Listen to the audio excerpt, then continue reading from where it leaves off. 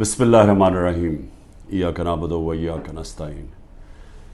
میرے پاکستانیوں، سب سے پہلے تو جو سویڈن کے اندر قرآن کی بے حرمتی کی گئی آزادی رائے کے نام کے اوپر میں چاہتا ہوں کہ ایک زندہ قوم جو کہ اپنے دین سے پیار کرتی ہے اور جو اللہ کی کتاب وہ ہمارے دلوں میں اس کی عزت ہے، اور اللہ کے جو ہمارے پیغمبر ہیں نبی صلی اللہ علیہ وسلم ان کی عزت ہے، تو جب اس طرح کی چیز ہوتی ہے تو ہم ایک زندہ قوم کی طرح ایک پرامن طریقے سے ضرور بتائیں، پیغام پہنچائیں کہ ہمیں اس کی تکلیف ہوئی ہے۔ تو میں آپ سب کو کہتا ہوں، میں صرف تحریک انصاف کے لوگوں کو نہیں، قوم کو کہتا ہوں کہ جمعے کے بعد آپ نے سب نے جمعے کی نماز کے بعد نکل کے مظاہرہ کرنا ہے پرامن طریقے سے۔ ہمیشہ پرامن رہو، کیونکہ ہمارا ملک ہے، ہم کوئی نقصان نہیں پہنچانا چاہتے، لیکن ایک پرامن طریقے سے احتجاج ہو تاکہ پیغام جائے کہ پاکستان وہ قوم ہے جو اسلام کے نام پہ بنی تھی، اور ہمیں تکلیف ہوئی ہے کہ یہ وہاں کی پولیس نے اجازت دی کہ جناب آپ قرآن شریف کو جلا دیں، اور آزادی رائے کے مطابق آپ کو پتہ ہونا چاہیے کہ پاکستان کی وجہ سے آج 15 مارچ دنیا کے اندر اینٹی اسلامو فوبک دن بنایا جاتا ہے، یعنی جو اسلام کے خلاف جو حرکتیں ہوتی ہیں، مثلا نبی صلی اللہ علیہ وسلم کی شان میں گستاخی ہوتی ہے، اور یہ جان کے جس طرح یہ قرآن شریف کو جلایا گیا، اس کو یہ اسلاموفوبیا کے اندر آتا ہے۔ تو ہماری وجہ سے یونائٹڈ نیشنز میں 15 مارچ کو اینٹی اسلاموفوبیا دن بنایا جاتا ہے۔ تو اس لیے ہم سب کو جمعے کے بعد نکلنا چاہیے اور پرامن طریقے سے احتجاج کرنا چاہیے۔ یہ سارے جو بڑے بڑے نام ہیں، ان کے سب کے بڑے باہر محلات ہیں، پراپرٹیز ہیں، بینک اکاؤنٹس ہیں، آف شور اکاؤنٹس ہیں۔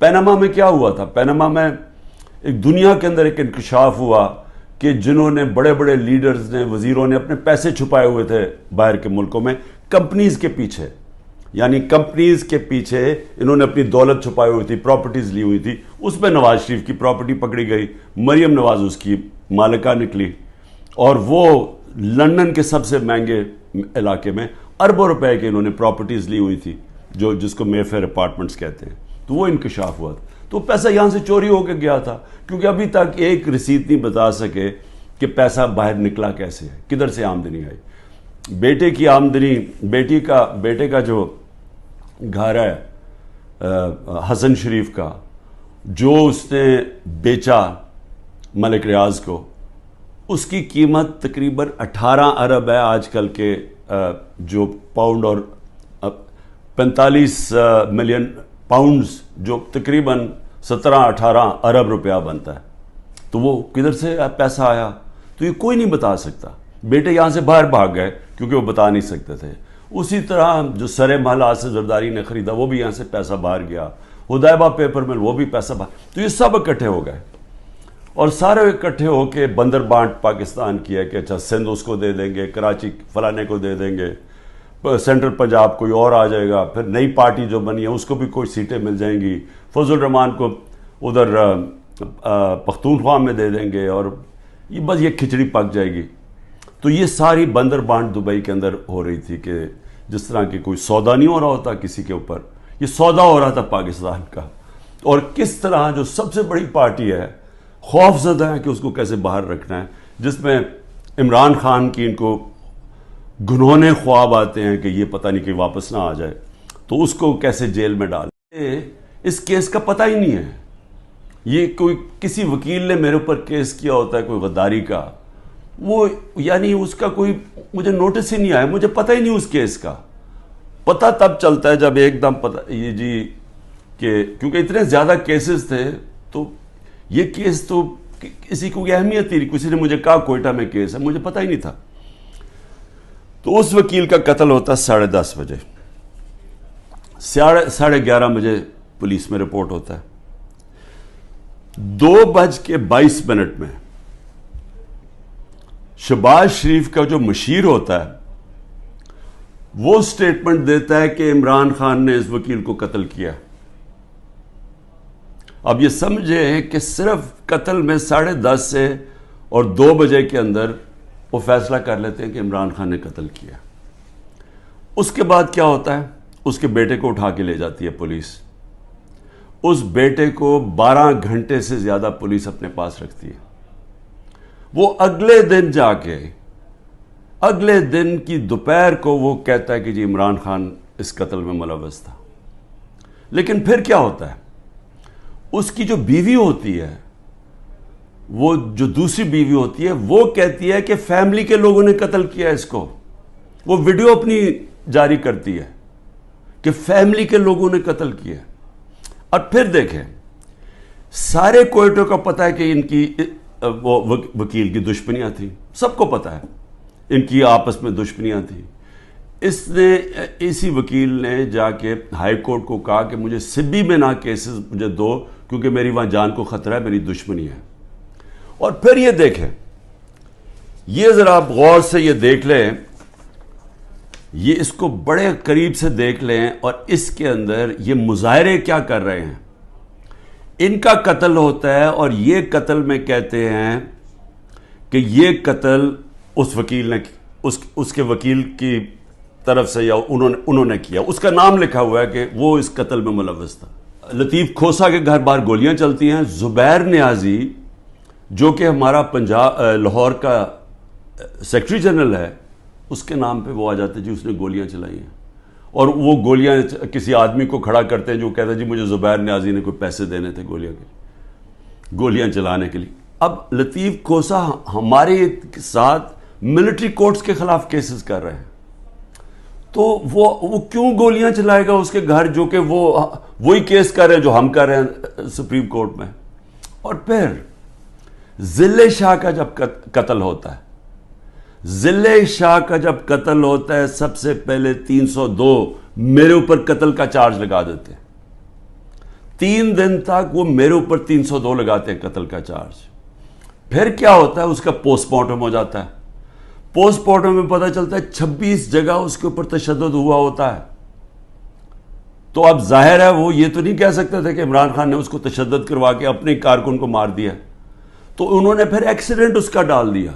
ایکسیڈنٹ میں بھی کہا کہ عمران خان اس کے اندر کوئی اس نے انفارمیشن چھپائی ہے، میرا پھر نام ڈال دیا.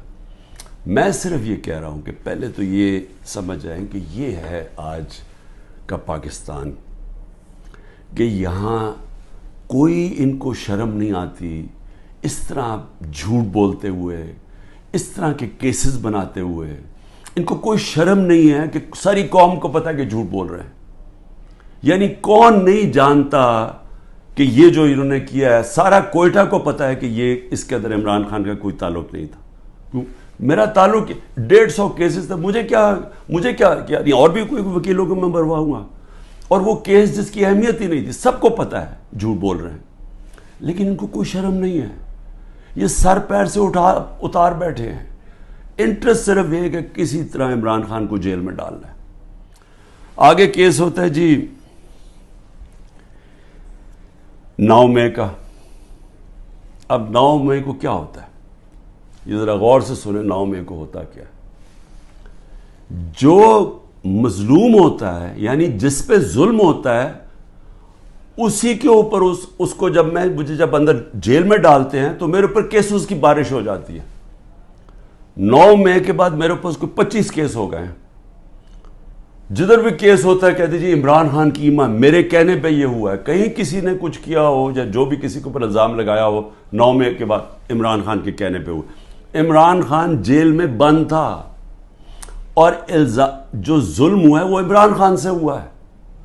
میں بیٹھا ہوا ہوں رجسٹری آفس ہائی کورٹ اسلام آباد میں. میرے پاس بیل تھی، مجھے کسی صورت وہاں کوئی پکڑ نہیں سکتا تھا. صرف پولیس نہیں آئی، رینجرز، کمانڈوز آئے مجھے اٹھانے کے لیے. ساری دنیا میں کیا امیج گیا، شیشے توڑ کے، لوگوں کو ڈنڈے مار کے، وکیلوں کو زخمی کیا. وہاں کے بیچارے جو کام کر رہے تھے رجسٹری آفس، ان کو ڈنڈے پڑے، چیزیں توڑ دی انہوں نے.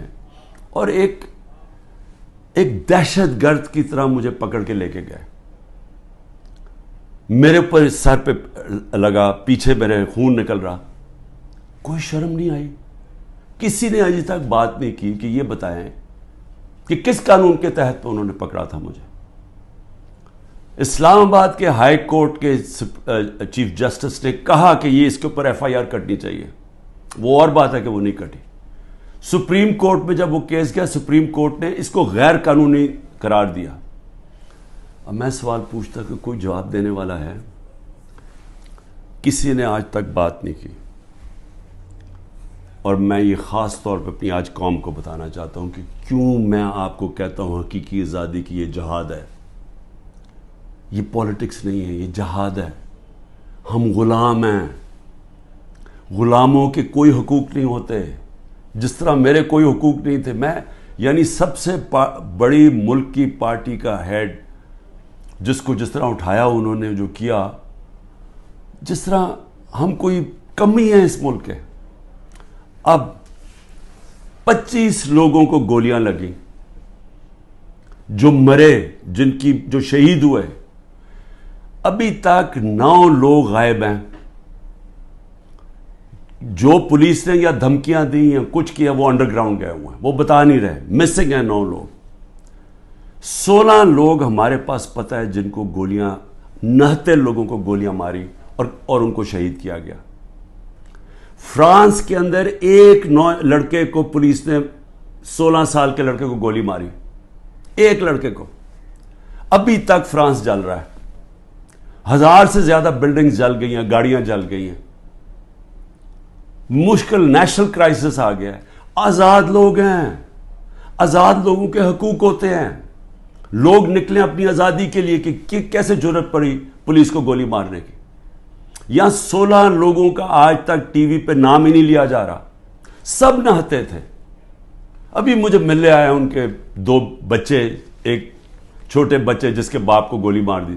وہ دبئی سے کام کر رہے, وہ ایسی مظاہرے کے اندر کھڑا ہوا تھا, گولی چلا دی وہاں. میں سمجھتا تھا 2 لوگوں کی ٹانگیں ضائع ہوئی ہیں, 3 لوگوں کی ٹانگیں ضائع ہوئی ہیں. ایک پیرالائز ہوا ہے جس کی کمر میں گولی لگی ہے. کوئی انکوائری ہوئی ہے؟ کیا یہ انسان تھے نا, یہ پاکستانی ہے؟ کسی نے پوچھا کہ ان کے گھر میں کیا گزر رہی ہے؟ یہ عام لوگ تھے, ان کے بیوی بچے تھے, ماں باپ تھے. بلڈنگز بھی جب جلیں تو کیا اس کے اوپر انڈیپینڈنٹ انویسٹیگیشن نہیں ہونی چاہیے تھی؟ ہمارے پاس ثبوت ہے. میں اس لیے کہتا ہوں اوپن عدالت کے اندر ٹیلی وائز مجھے سامنے لایا جائے. میرے پاس اب ثبوت آ گئے ہیں. میں یہ ثابت کروں گا کہ یہ سارا پری پلان تھا. یہ مجھے جس طرح وہاں سے اٹھایا ہے یہ بھی پری پلان تھا تاکہ ایک اشتعال ملے. اور اس کے بعد پھر جو لوگوں کا ری ایکشن آیا اس کا فائدہ اٹھاتے ہوئے پارٹی کو کرش کرنے کی کوشش کی گئی ہے.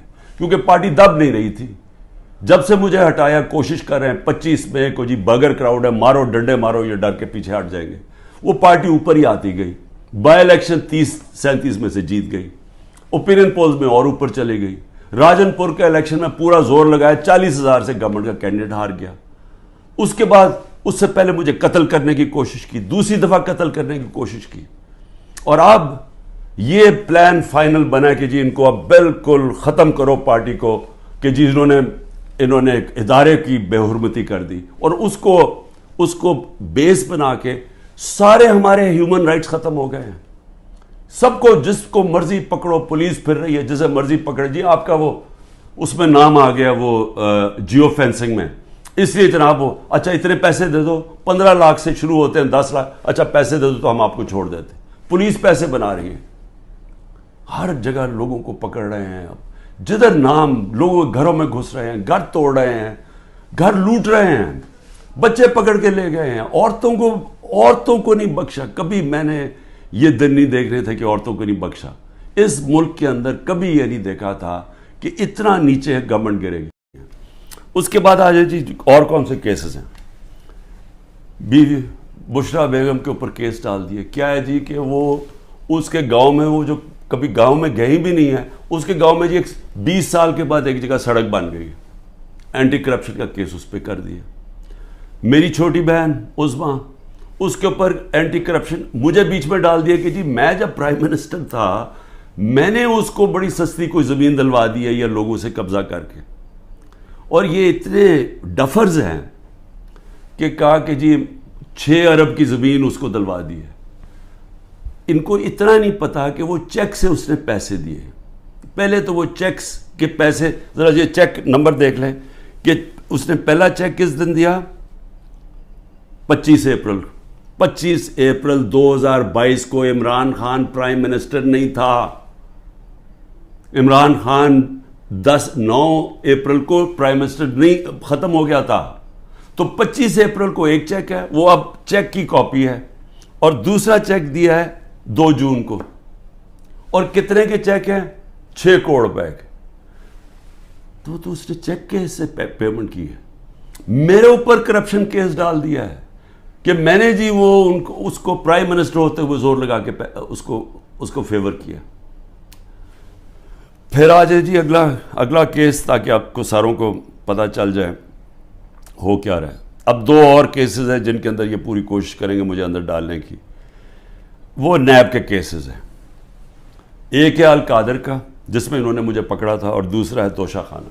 اب یہ القادر کا کیس کیا ہے, ذرا یہ غور سے سمجھ لیں پھر سے, کیونکہ میں چاہتا ہوں کہ ساری قوم کو سمجھ آ جائے. وہ کیس یہ ہے کہ ایک کیبنٹ فیصلہ کرتی ہے, کیبنٹ کے سامنے ایک فیصلہ آتا ہے کہ اگر ایک ملک ریاض فیملی اور ایک انگلینڈ کے national NCA national crime agency, ان کے بیچ میں ایک فیصلہ ہوتا ہے.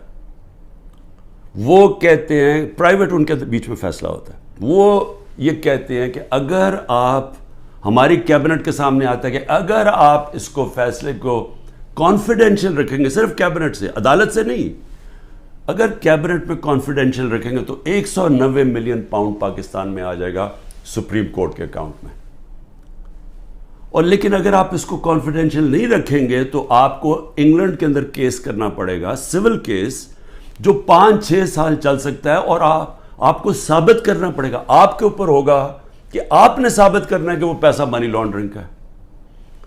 ہمیں وہاں کیبنٹ کے اندر پہلے بھی بتایا گیا کہ $100 ملین پاکستان کا بیرون ملک کیسز کے اندر بہ گیا ہے, ہار چکے ہم کیس. $100 ملین, ہماری بڑا برا ریکارڈ ہے باہر کیسز کا, اور وہ بھی 5-6 سال لگنے تھے, جبکہ اب وہ پیسہ سیدھا اب آ جانا تھا, اور پاکستان میں 190 ملین پاؤنڈ آ جانا تھا. کیبنٹ فیصلہ کر لیتی ہے.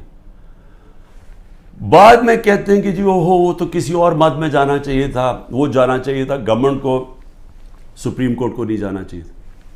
بھیا کیبنٹ آج جا کے سپریم کورٹ کو کہے کہ جی وہ پیسہ دوسری طرف ٹرانسفر کریں اور ہم ثابت کر دیں گے کہ یہ پیسہ منی لانڈرنگ سے, تو آج بھی کر سکتے. کیا چیز روک رہی ہے ان کو؟ پیسہ تو پاکستان آ گیا ہے. اور کہہ یہ رہے ہیں کہ اس سے 7 مہینے پہلے جو کہ القادر یونیورسٹی جو چیریٹیبل ٹرسٹ ہے, ادھر چل رہے ہیں, ادھر مفت تعلیم اس طبقے کو دی جا رہی ہے جو بچے کبھی یونیورسٹی تعلیم نہیں لے سکتے, مفت تعلیم ان کو مل رہی ہے وہاں. یہ کہہ رہے ہیں کہ میں نے القادر کی وجہ سے کوئی فیور کروا دیا. یہاں ساری کیبنٹ کا فیصلہ, وہ سب نے یونینمس فیصلہ, وہاں لا منسٹر بیٹھے ہیں, وہاں کیبنٹ سیکرٹری بیٹھا ہے, وہاں ادھر فائنانس منسٹر بیٹھے ہیں, وہ سب نے فیصلہ کیا. لیکن عمران خان نے اس لیے کیا کیونکہ اس کو القادر میں عمران خان کو کیا فائدہ ہے؟ مجھے یہ بتائیں کہ وہ القادر کے ٹرسٹ میں لکھا ہوا ہے کہ 1 روپیہ نہیں مل سکتا ٹرسٹیز کو, جس میں عمران خان اور بشرا بیگم ہیں. جس طرح نمل یونیورسٹی کے ہمیں کوئی پیسہ نہیں مل سکتا, جس طرح شوکت خان ہمیں نہیں مل سکتا. یہ چیریٹیبل ٹرسٹ ہے. کہہ رہے ہیں کہ میں نے اس کی وجہ سے اس کو فیور کر دیا. بھئی آپ اگر فیور کر دیا, آپ آج جا کے سپریم کورٹ میں ریٹ کر دیں کہ یہ پیسہ ادھر ٹرانسفر کر دیں. پیسہ تو پاکستان آ گیا. ایک یہ القادر ہے, دوسرا ہے جناب توشہ خانہ. توشہ خانہ کیا ہے؟ ذرا غور سے سن لیں.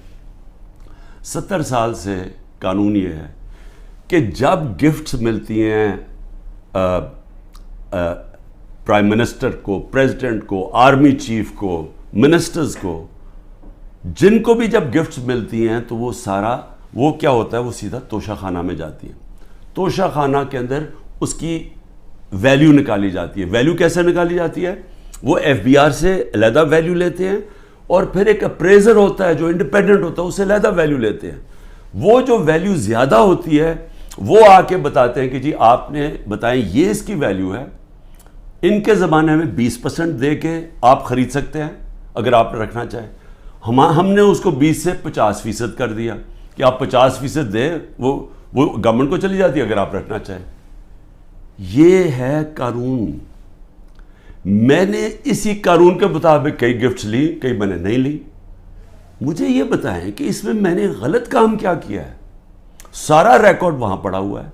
جو میں نے گفٹس لی, جو بھی میں نے فیصلہ کیا میں نے بیچ دی ہیں, اس کے اوپر کیپٹل گینز ٹیکس وہ سارا ایف بی آر میں نے ڈکلیئر کیا ہوا ہے. سارا کچھ میرا ڈکلیئرڈ ہے. اس میں میں نے غلط کام کیا کیا؟ یہ کہہ رہے ہیں کہ جناب وہ اس کی غلط ویلیو دکھا دی. بھئی غلط ویلیو دکھا دی تو ان سے پوچھے جو ویلیو نکال رہے ہیں. میرا تو کام نہیں ہے ویلیو کی, میں تو نہیں جا کے بیچ رہا, میں تو نہیں اسیس کر رہا. مجھے تو جو ہے ایم ایس جو ہوتا ہے ملٹری سیکٹری آپ کا, وہ آپ کو آگے بتاتا ہے کہ جی یہ اپریز ہو کہ یہ آئے ہے اس کے ویلیو, آپ فیصلہ کر لیں آپ نے لینی ہے نہیں. یہ ہوتا ہے اور یہ پہلے سے چلتا آ رہا ہے. بھئی کون کس نے اس کا ویلیو رکھنا ہے وہ جا کے ان لوگوں سے پوچھیں, وہ میرا اس پہ کیا تعلق ہے. یہ ہے توشہ خانہ کا کیس جس پہ کوشش کر رہے ہیں کہ اندر. اچھا, اور کیس کے اندر یہ بھی ذرا سن لیں.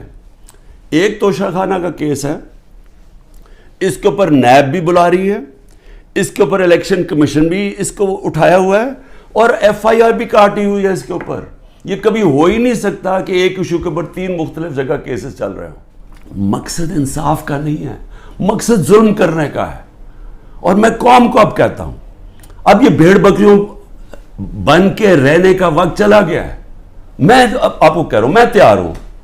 میں کل جا رہا ہوں, پتہ نہیں کتنے میرے 19 بیلیں لگی ہوئی ہیں, کسی میں اندر ڈال سکتے ہیں. میں تیار ہوں سب کے لیے, میں ہر چیز کے لیے تیار ہوں. لیکن میں یہ ظلم کا نظام برداشت کرنے کے لیے تیار نہیں ہوں. میں یہ بھیڑ بکریوں بن کے اپنی زندگی گزارنے کے لیے تیار نہیں ہوں.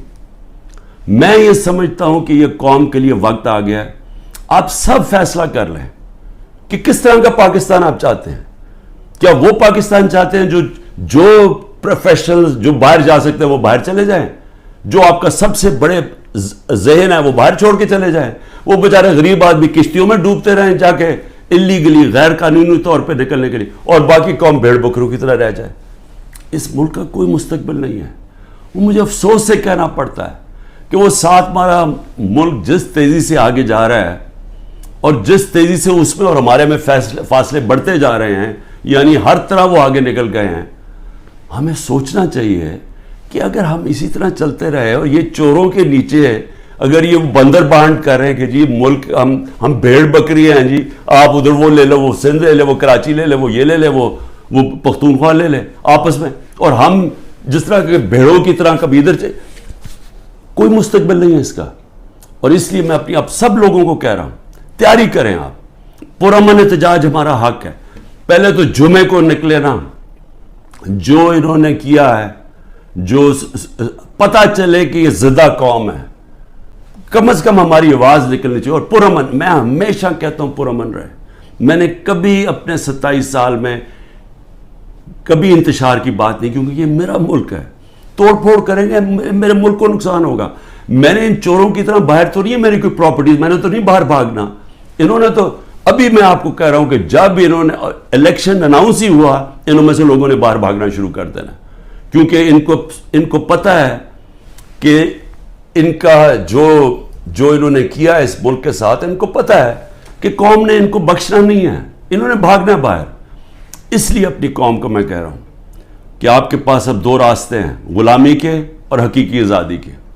لا الہ الا اللہ, کوئی نہیں ہے خدا اللہ کے سوا. ہم کسی ظالم کے سامنے اور یہ ظلم کا نظام اور یہ خوف کے سامنے ہم جھکنے والے نہیں ہیں. ہم نبی صلی اللہ علیہ وسلم, محمد مصطفیٰ, دنیا کے سب سے عظیم لیڈر, ہم ان کی امت ہیں.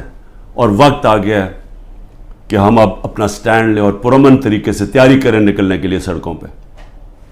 پاکستان زندہ باد.